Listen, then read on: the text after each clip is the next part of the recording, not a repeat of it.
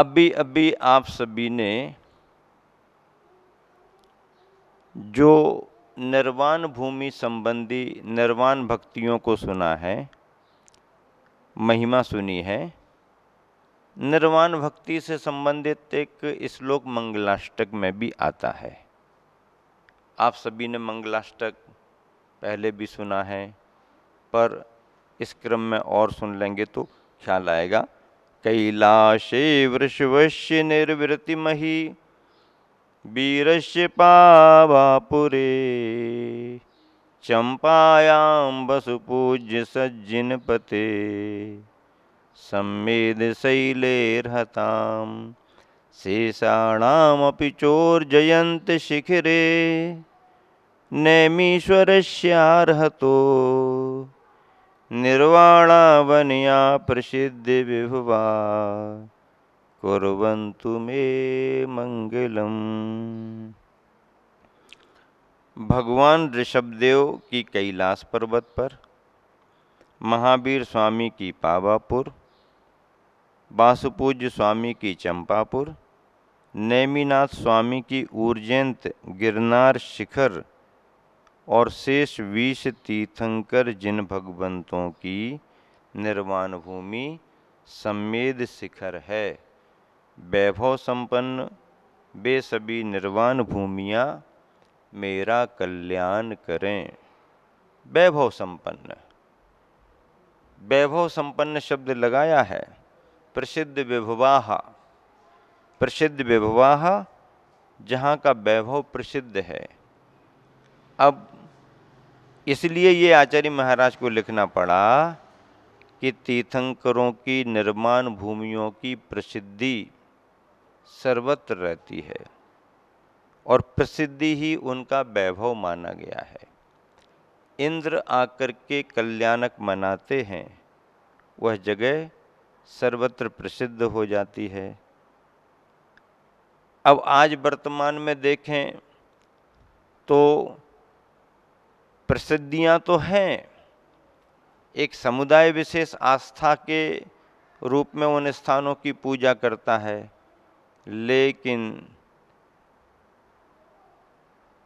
अब सिद्ध क्षेत्रों पर उतना वैभव भी दिखाई नहीं देता। तो जहाँ जो भी है यात्री जाते हैं और अपने भक्ति भावों से वंदना आदि करके कल्याणकों को मना करके आते हैं। निर्माण क्षेत्रों के संदर्भ में प्रतिक्रमण पाठ में भी लिखा गया है, जिसका उल्लेख करना भी यहाँ जरूरी है। प्रतिक्रमण पाठ में क्या पाठ आता है? उड्डमह त्रिय लोये सिद्धाय दनानी नमस्सामी सिद्ध निसीहियाओ अट्ठावय पव्वये सम्मेदे उज्जंते चंपाये पावाये मज्जिमाये हत्ती वाली सहाये जाओ अन्नाओ काओ भी निसीहियाओ जीव लोयम्मी ईसी पब्भार तल गयानम सिद्धानम बुद्धानम कम्मचक्र मुक्कानम नीरियानम निम्मलानम गुरु आयरियो वज्झायाणम पब्बत्थेर कुलयराणम चौबन्नो या समन संघोया दशसु भर हेरा वयेषु पंचसु महाविदेहेषु जे लोये संति साहबो संजिदा तौसी एदे मम मंगलम पवित्रम एदेहम मंगलम करेमि भावदो विशुद्धो सिरसा अहिबंदी ऊना सिद्धे काऊने अंजलिम मथ्य अम्मी तिबिहम तिरियण शुद्धो। ये पाठ आया हुआ है। हम सभी इन पाठों को करते रहते हैं। इतिहास से जुड़े हुए पाठ हैं, परंपराओं से जुड़े हुए पाठ हैं, सिद्ध भूमियों से जुड़े हुए पाठ हैं, तीर्थंकरों से गणधरों से जुड़े हुए पाठ हैं। शुभोपयोग इन सभी में लगा रहता है। अर्थ क्या है इसका? अर्थ लगाओ। ऊर्ध्वलोक, ऊपर के भाग को ऊर्ध्वलोक कहा जाता है, सुमेरु पर्वत के ऊपर का भाग जो है अधोलोक, मेरु पर्वत की जड़ के नीचे का भाग अधोलोक, मध्यलोक ये सुमेरु पर्वत चोटी से लेकर जड़ तक मध्यलोक के सिद्धाय तनों को नमस्कार है। तीनों लोकों के सिद्धाय तनों को नमस्कार है। सिद्धाय दनानम, सिद्धों के आयतनों को, सिद्धों की प्रतिमाओं को नमस्कार है। सिद्धायतन बहुत अच्छी बात है, सिद्धों के आयतनों को नमस्कार है। निर्वाण स्थलों को नमस्कार है। अष्टापद यानी कैलाश पर्वत, संवेद शिखर, ऊर्जयंत यानी गिरनार, चंपापुरी, पावापुरी, मध्यमा नगरी हस्ती पालक राजा की सभा में। अब देखो पावापुरी में भी मध्यमा नगरी हस्ती पालक राजा की सभा में। अब हस्ती पालक राजा की सभा में निर्वाण हुआ, ये उल्लेख दिगंबर परंपरा में स्पष्ट रूप से ग्रंथों में नहीं आया। श्वेतांबर समुदाय इस कथा को आधार बना करके पावापुरी नगरी में हस्तिपालक राजा की सभा में निर्वाण मानता है। कथाएं आधार बनती हैं। आचार्यों ने ग्रंथों में जो लिखा है, सरोवरों के मध्य पद्म सरोवर में ऊंचे स्थान पर, तो हम सभी पावा नगरी के उद्यान में महावीर भगवान का निर्वाण मानते हैं, राजा की सभा में नहीं। तो इन सभी जगहों में जो कोई निषिद्धि का स्थान है, जो भी निषिद्धि का स्थान है, निर्वाण भूमियां हैं, अड़ाई द्वीप और दो समुद्रों में और अड़ाई द्वीप में। अड़ाई द्वीप कौन कौन से? जम्बू द्वीप पूरा, धातकी खंड द्वीप पूरा और पुष्कर वर द्वीप आधा पुष्कर वर द्वीप। पुष्कर वर द्वीप को मानुषोत्तर पर्वत ने घेर करके आधा कर दिया और ये 2.5 द्वीप ही मनुष्य लोक माना गया है। मानुष लोक 45 लाख योजन प्रमाण होता है। तो अड़ाई द्वीप और 2 समुद्र, जम्बू द्वीप के से जुड़ा हुआ लवण समुद्र और धातकी खंड द्वीप से जुड़ा हुआ कालो दधी समुद्र। ऐसे अड़ाई द्वीप और 2 समुद्रों में ईसत प्रागभार मोक्ष शिला पर, ईसत प्रागभार मोक्ष शिला पर स्थित सिद्धों को, बुद्धों को, अष्ट कर्मों से रहित, पाप रहित, भाव कर्म मल से रहित निर्मल गुरु, आचार्य उपाध्याय, प्रवर्तक स्थविर और कुलकर तथा 4 प्रकार के श्रमण संघ। कौन? ऋषि, यति, मुनि, अनगार। 4 प्रकार का श्रमण संघ कौन? ऋषि, मुनि, यति और अनगार। समोसरण की अपेक्षा से चतुर्विध संघ अलग होता है। मुनि, आरिका, श्रावक, श्राविका ये समोसरण की अपेक्षा संघ है, लेकिन यहाँ पर कहा जा रहा मुनियों की अपेक्षा श्रमण संघ में ऋषि, यति, मुनि व अनगार। भरत ऐरावत 10 क्षेत्रों में 5 भरत क्षेत्र, 5 ऐरावत क्षेत्र, ऐसे 10 क्षेत्रों में, 5 विदेह क्षेत्रों में और मनुष्य लोक में जो साधु संयमी तपस्वी हैं, संपूर्ण मनुष्य लोक में जो साधु संयमी तपस्वी जन हैं, ये सब मेरा पवित्र मंगल करें। ये सब मेरा क्या करें? मंगल करें, मेरे लिए मंगलकारी हों। इनको मैं विशुद्ध भाव से परिणामों की निर्मलता से कसायों को कृश करते हुए अत्यंत प्रसन्नता के भाव से विशुद्ध निर्मल भावों से मस्तक झुकाकर सिद्धों को नमस्कार करके, मस्तक झुकाकर और सिद्धों को नमस्कार करके, हाथों की अंजलि बना करके सिद्धों को नमस्कार करके, मस्तक पर अंजलि रखकर, मस्तक पर क्या रखकर? अंजलि रखकर, मस्तक पर अंजलि रख करके ऐसे त्रिविध यानी मन वचन काय की शुद्धि से नमस्कार करता हूँ। त्रिविध शुद्धि से नमस्कार करता हूँ, 3 प्रकार की शुद्धि से नमस्कार करता हूँ। मन वचन काय की शुद्धि से। सिद्धे काऊन अंजलिम मथ्यम्मी, बंदिऊन सिद्धे काऊन अंजलिम मथ्यम्मी, और तिव्यम तीरयण शुद्धो तिह करण शुद्धो, तीनों करणों को शुद्ध करता हुआ।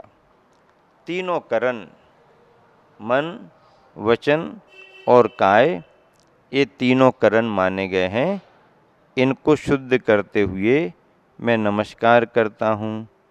इस प्रकार मैं मंगल करता हूँ, मंगल की भावना करता हूँ। मंगल शब्द अपने आप में विशेष है। मंगम सुखम लाति ददाति इति मंगलम, जो सुख को प्रदान करे सो मंगल है। अथवा मम पापम गालयति इति मंगलम, जो मेरे पापों को गलाए सो मंगल है। पापों को गलाए अथवा सुख को लाए, यह मंगल है। और इसी मंगल की भावना से मंगलाचरण किया जाता है। क्या? इसी मंगल की भावना से मंगलाचरण किया जाता है। और जब भी मंगलाचरण किया जाता है, मंगल आचरण की प्रभावना की जाती है। मंगलाचरण से मंगल आचरण की प्रभावना होती है। मंगल आचरण का वातावरण बनता है, मांगलिक व्यवहार बनता है। इसलिए शुभ कार्यों में मंगलाचरण किए जाते हैं। पवित्र कार्यों में वातावरण की पवित्रता के लिए मंगलाचरण किए जाते हैं। आप सभी जिन पाठों को सुन रहे हैं, उनमें सबसे पहले तो जो भी मैंने आपको यहाँ पर पढ़ाया सिखाया है, एक किताब विशेष आपके सामने है। और इसी पुस्तक के माध्यम से मैंने 10 भक्तियों की व्याख्या आप सबके सामने की है। ये 10 भक्तियाँ इसमें सुभक्तियों के नाम से रखी गई। सुभक्तियों में 10 भक्तियों की व्याख्या, आचार्य का पद्यानुवाद जोड़ करके आप सबको इस पुस्तिका के माध्यम से अध्ययन कराया गया। और आज सुभक्तियों का अध्ययन पूरा हो रहा है। जिन्हें इस पुस्तिका की आवश्यकता हो, जो सुधी श्रावक श्राविका इसके माध्यम से मूल आचार्य पूज्यपाद की भक्तियों को, उनके अर्थ को समझना चाहते हैं, गुरुवर आचार्य श्री का पद्यानुवाद पढ़ करके याद करना चाहते हैं, अगर कहीं से खबर आती है तो यह पुस्तिका उन तक भिजाने की व्यवस्था कार्यकर्ता आपको करेंगे। आप संपर्क करें, सूचित करें, ताकि पुस्तिका आपको उपलब्ध हो। एक पुस्तिका मैंने और तैयार की है, निर्वाण भूमिया। निर्वाण भूमिया नाम से एक पुस्तिका तैयार की है। इस पुस्तिका में सारी जानकारी सभी प्रकार के सिद्ध क्षेत्रों की है। तीर्थंकर भगवंतों से संबंधित, सामान्य मुनिजनों के निर्वाण क्षेत्रों से संबंधित सारी जानकारियाँ, जितनी अधिक से अधिक जानकारियाँ निर्वाण क्षेत्रों की मुझे मिल सकती थीं, उन सब की जानकारियाँ इस पुस्तिका में मैंने रखी। निर्वाण भूमिया ये नाम है। और सब कुछ इसमें प्रत्येक क्षेत्र का वर्णन रंगीन तरीके से उस क्षेत्र के का चित्र भी है और क्षेत्र की जानकारियाँ भी उसी के नीचे दी गई हैं। एक एक क्षेत्र का परिचय बढ़िया, जैसे सिद्ध क्षेत्र गिरनार है, मध्य प्रदेश में कुंडलपुर कुंडलगिरी है, ऐसे क्षेत्रों के नाम, क्षेत्रों का चित्र और परिचय विशेषताएं कुछ कुछ संक्षेप रूप में इस पुस्तिका में रखी हैं। तो इस तरह से इन पुस्तिकाओं के माध्यम से आप सभी को पढ़ने में, स्वाध्याय करने में अनुकूलता बनती है। मेरा उद्देश्य यही है कि श्रुत की प्रभावना बढ़े, आचार्यों की वाणी का विस्तार हो, लोग स्वाध्यायवान बने और जो बार बार मुनि संघों में नहीं आ पाते हैं वो अपने घर पर ही इन पुस्तकों का स्वाध्याय करें। और संभवतया ये पुस्तकें यदि कहीं किसी साधन के द्वारा आदि विज्ञान के जो साधन हैं उन पर अपलोड हो जाती हैं, यदि हों तो जानकारी लेकर के इन पुस्तकों को आप अपनी जगह पर ही निकाल करके और अध्ययन कर सकते हैं। नहीं है तो कार्यकर्ता अपना उपयोग लगाएं और करना चाहें तो करें। मैं तो केवल लेखन का काम करता हूं और बाकी आप जानो आपका काम जाने। यहाँ पर भी मैंने श्रुत भक्तियों के आदि भक्तियों के स्वाध्याय के रूप में ये सब किया है और स्वाध्याय करना अपना अंग है, स्वाध्याय करना भी चाहिए। स्वाध्याय की भूमिका में मैंने अपना स्वाध्याय किया। इसमें सम्मिलित होकर के जिन्होंने भी इसका लाभ लिया है वो सभी बहुत अच्छे से श्रुत भाव बना करके रखें, अपने परिणाम में शुभोपयोग रखें और इसी भूमिका के साथ में आप सभी निरंतर धर्म लाभ लें। गुरुवर आचार्य की कृपा है कि उन्होंने इन भक्तियों का अनुवाद करके, पद्यानुवाद करके एक हिंदी भाषा पर बहुत बड़ा उपकार किया है।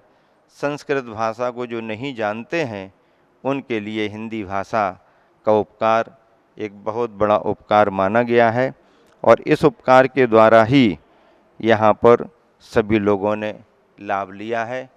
आप सब निरंतर इसी तरह से लाभ लेते रहें। और इस क्रम में आगे 24 तीर्थंकरों से संबंधित भी आचार्य ने जो स्तुति लिखी है वह आप सबको सुनने के लिए मिलेगी। 24 तीर्थंकरों के दोहों में बहुत प्रास हैं, बहुत सारगर्भित अर्थ है, उसको भी आप सभी ध्यान से सुने। इसी शुभ भावना से विराम देता हूँ। महावीर भगवान की जय।